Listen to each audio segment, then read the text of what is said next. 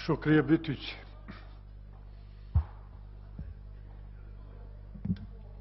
Faleminderit kryesës. Të nderuar qytetarë të Republikës Kosovës, të nderuar kolegë deputet. RTK-ja tani më po dihet se është bërë shqirë dhe punësimit të grupeve të ngushta të interesit dhe si mjet propagandues në duar të pushtetit dhe të qeverisë së kaluar dhe tani edhe të qeverisë së tashme. RTK-ja edhe menaxhmenti i tij njihen për shkelje të shumta ligjore, po më shumë të mungesë transparencës dhe llogaridhënies, animet politike të programeve informative, keq menaxhimi financa publike, devijimet e realitetit që ndodhin në terren janë vetëm disa nga shkeljet që shoqërojnë këtë institut tani të vetëm publik. Bordi i RTK-s si organ më i lartë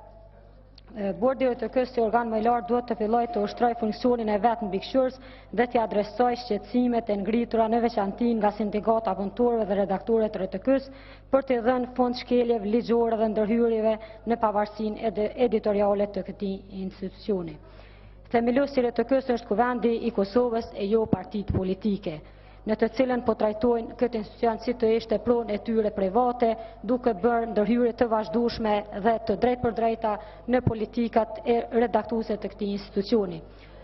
Të nderuar kolegë deputet, menaxhmenti i RTK-s dhe bordi i RTK-s asnjëherë nuk kanë bërë transparente vlerën e borxheve që ka ky medium publik. Kuvendi i Kosovës është themelues dhe financues kryesor i RTK-s. Përmes Komisionit Parlamentar për Administratë Publike dhe Komisionit për Media duhet të kujdeset në mënyrë që shpenzimet e paras publike të janë më transparente dhe të jipen llogari këtij kuvendi. Zhvillimet në RTK në punësime pa konkurs, në punësime me konkurse formale janë forma të emisioni ka treguar që këta janë të njëanshëm. E këtë dëshmon edhe më shumë të protestat e fundit që kanë pasqyruar më së miri njëanshmërinë e këtij mediumi i cili duhet të ishte në krah të realitetit në terren e të ndërpres zhvillimet e drejtpërdrejta duke akuzuar her pas here protestuesit dhe duke i paraqitur në opinion publik si agresor. RTK është themeluar me votën e përfaqësuesve të popullit dhe duhet të shërbejë popullit dhe qytetarët në përgjithësi, duke sjellë kualitet, korrektësi dhe realitetin e pasqyruar në terren tek qytetarët.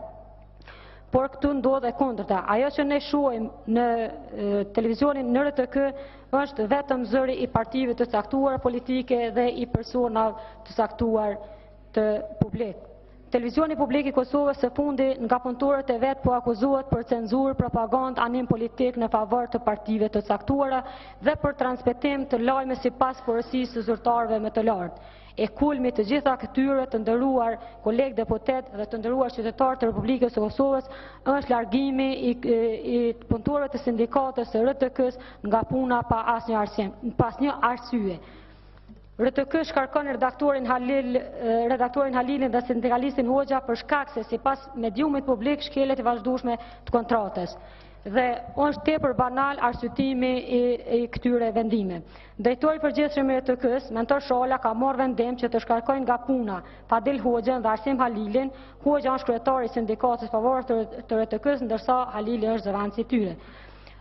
Këto janë vendimet të cilat i ka publikuar RTK-ja sot, që vërtet nuk është asnjë shkelje vetëm pse ata janë shpreh lirshëm për padrejtësitë dhe për shkeljet që bën në mediumin e vetëm publik. Faleminderit.